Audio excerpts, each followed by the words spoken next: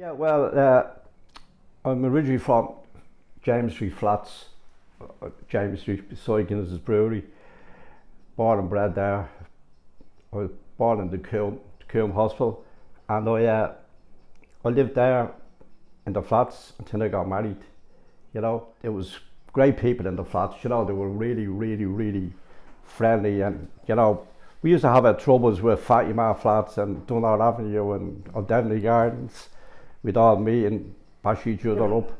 But that was the going thing then. But there was no knives or guns or nothing like that. You get a fella in the headlock and you get a dig arm, and it was over then. And that was the way it was. But yeah, so I said, met a lovely girl from Finglas.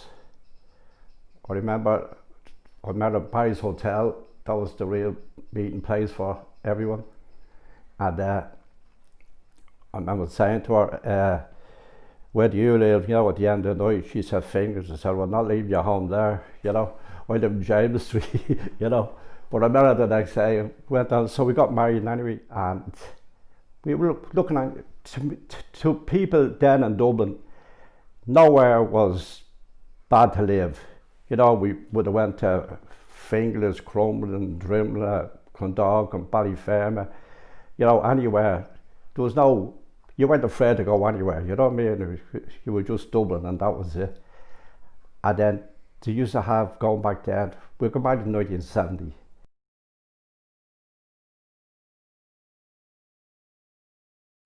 They had a Lord Mayor draw for any new schemes that was coming on the scene. And your names went into a hat and we got pulled out. So that's how, when we said, where? He said, Baldoyle. I said, what is Baldoyle? It's bleeding miles out, I said, I remember this place because we used to go by on the bus out to Portmarnock, because we always went out to Portmarnock during the summertime. And you just like a little village, tiny little village, just a pub there. I think there was a shop and that was it, It's just, you say one street, half a street, and that was Baldoyle village. And we went out to have a look. They're only getting built, all these houses.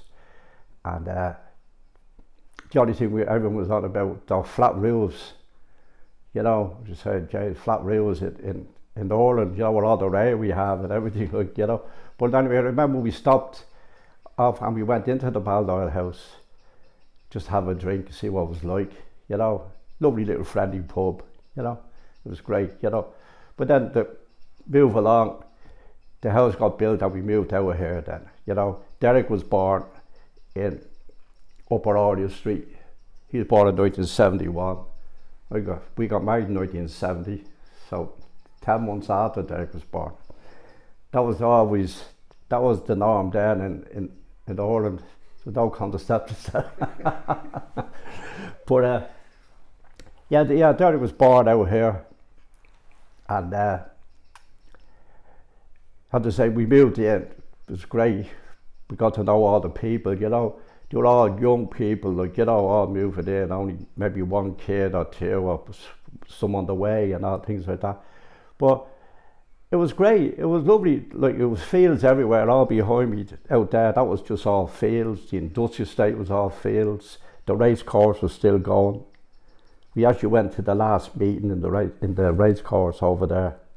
I remember we went over, it was a little wall that size, and we lifted the go-kart over, we went into it. And that was the last meeting, it was a pity, I suppose they wouldn't have closed it, they had to know all the amount of houses was going to come eventually, But it was grand then, but it was very clannish area now, Baldoyle. We were all classed as townies, coming from town.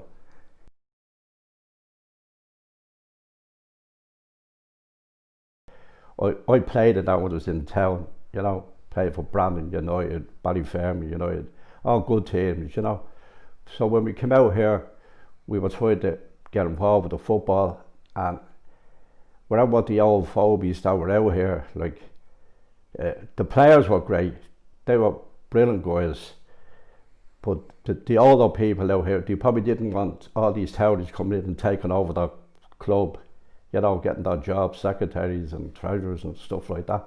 So we all started, we played on the 4th team, the 3rd team, the 2nd team, but nobody else Seagrange. ever got onto the first team. And there was a chap there, Pat Kelligan, he only died last year, Lord Mercer, and he was the best player I ever played with. And he was scored up better than most of the Baldoyle here, and he never got on, you know. So that's how a few lads, Paddy O'Neill, Harry Doyle, they got together, so we formed our own team. And that's how Seagrange came about.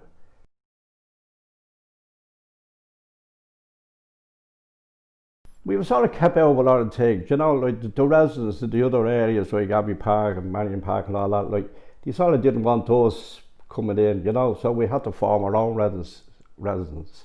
And they used to have a five-a-side competition in Baldoyle, and it was all Johnny Giles used to come out, Frank Stapleton, Dave O'Leary, you know, all them used to play in it, you know. But we put teams in, you know, we done okay, we put teams in. I always felt that they were very cautious of us, if you know what I mean. Maybe thought all these fellas coming from Dublin, like, you know, the city, we take over the whole area, and, you know, and even the pub, the Baldoyle House, that's what I always call it, still call it the Baldoyle House. They served the locals first before they served us, you know, that way. That was the norm, you know.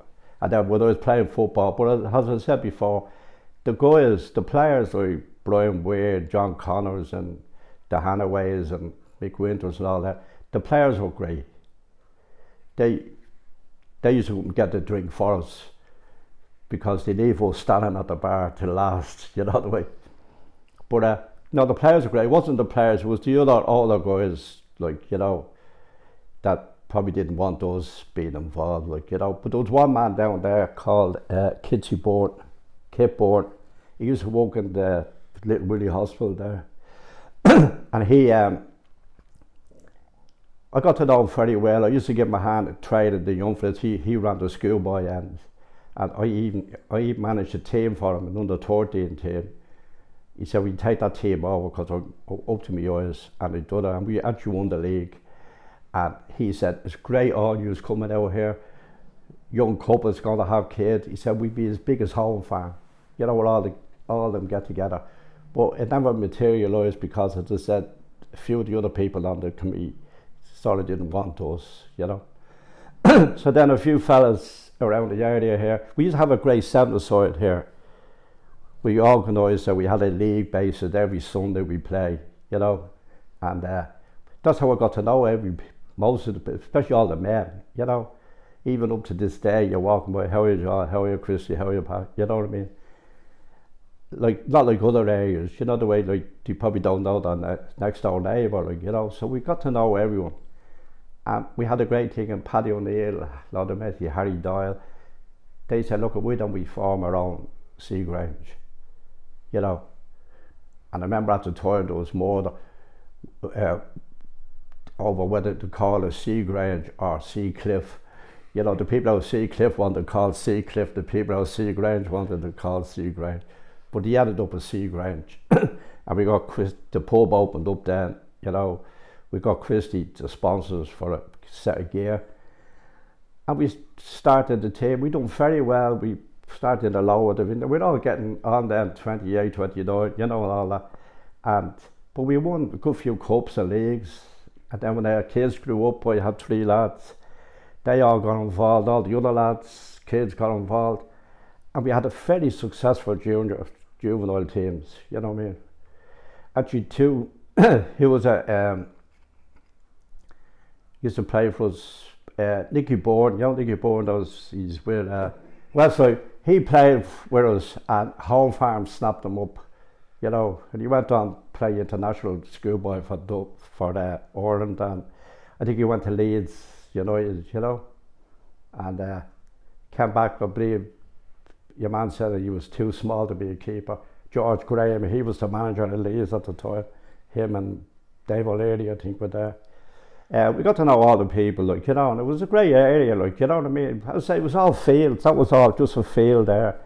There was no house, there was no pub, there was the industrial site, just fields, you know.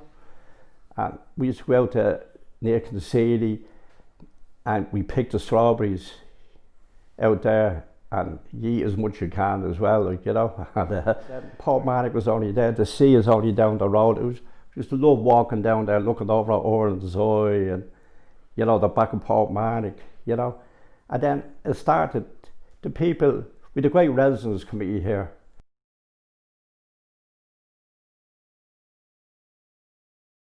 Brilliant. They went everywhere to the Mansion House. We have meetings, we have marches to get the rules put on, you know. Because after a couple of years, some of the rules started to leak. So that would give us our thing. Because eventually it would all leak. The residents, they were great. There was a minister, he lived in Galway, say for the house and for whatever it was. They went down to Galway and they picked his house, you know, and it was even on the television then going back. So we eventually got the grant to get a roof on. And then we said, well, we get that, because we had no fireplaces. We had a big yoke there, big thing, right up to the ceiling for central heating, you know. And we were all used to having fires, you know the way.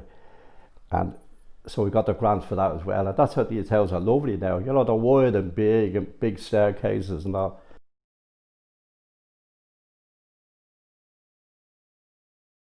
And then the things started moving around. We got more involved with the community.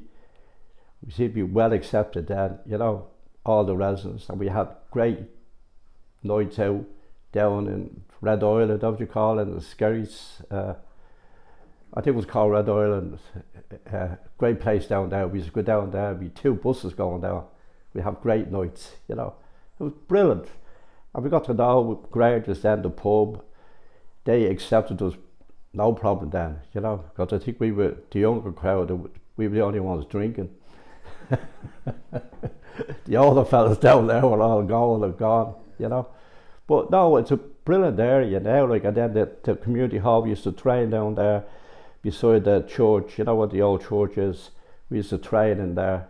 So and then things started happening, like all the industrial site opened, a lot of people got work, so people didn't have to move away to go to work, you know the way. It was great. I ended up working in the industrial site myself for the last 12 years of my working career, you know.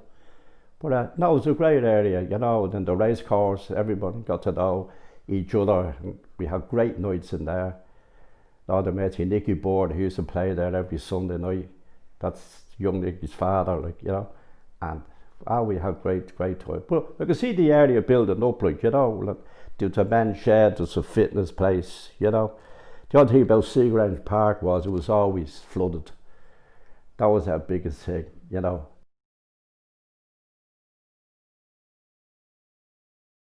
Now as things go, we've a beautiful park over there, lovely dressing rooms, you know, lovely pitches, rugby pitch, soccer pitches, Gaelic pitches, you know. So things around here really got together, you know what I mean. As I said, I hate saying it all the time, but a lot of the older fellas were just happy because that was their life. But the younger crowd coming in now, they wanted something different. They wanted more things there, like community hall, like they built. We all helped build that U Club. Yeah, I was a truck driver at the time, and you know, all the gravel and stuff they used to shovel up on the lorry and bring it out to Finglas to the dump and dump it there, you know. And we actually built that, all carpenters, electricians and all, you know what I mean. That place over in the new park, the show house used to be called, like, that definitely should be given to the community of Baldoyle, you know, like, for everything, you know, it's big enough, you know what I mean.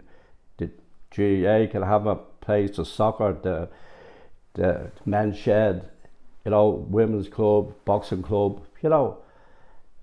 I definitely think that should be given, like, you know. There's enough people out here now, and especially with all the new red, what do you call it down? Red Archers, yeah. Yeah, Red Archers.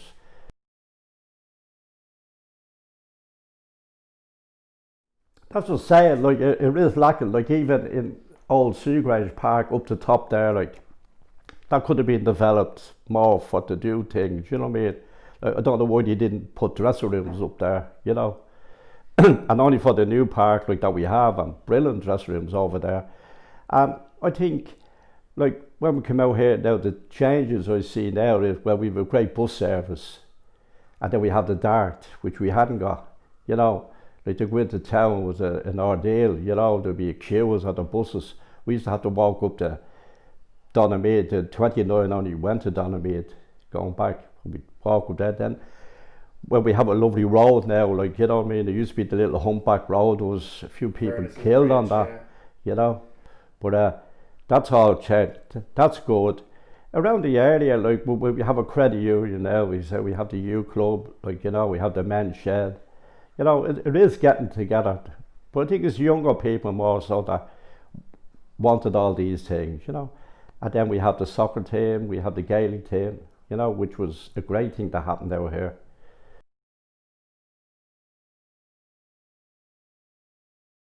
A few lads, Cheryl Kelly was one, and Kieran O'Muir, they started training young fellas up on the green, Gaelic, you know. And then they would tell us all about it, we were down the pub, and we said, why don't we form a Gaelic team? So somebody went in and found out, I think you had to have £60 or £50 that thing. So we all put a fiver in.